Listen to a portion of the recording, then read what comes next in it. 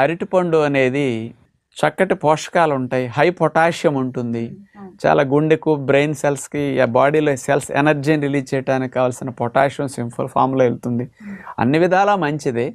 కానీ మనం పండ్లను మానేస్తున్నామంటే ఆరోగ్యానికి చాలా హాని కలుగుతుంది.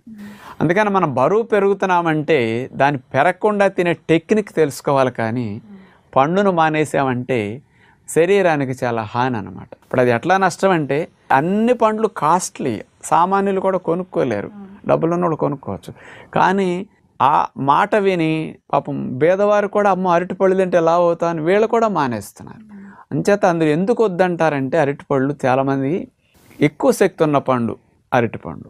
పుచ్చకాయ కర్బూజా తీసుకుంటే 100 గ్రాములు 16 క్యాలరీలే, బొప్పాయి తీసుకుంటే 32 క్యాలరీలు, మామిడి పండు తీసుకుంటే 100 గ్రాములు 74 క్యాలరీలు, అదే అరటిపండు తీసుకుంటే 116 క్యాలరీలు.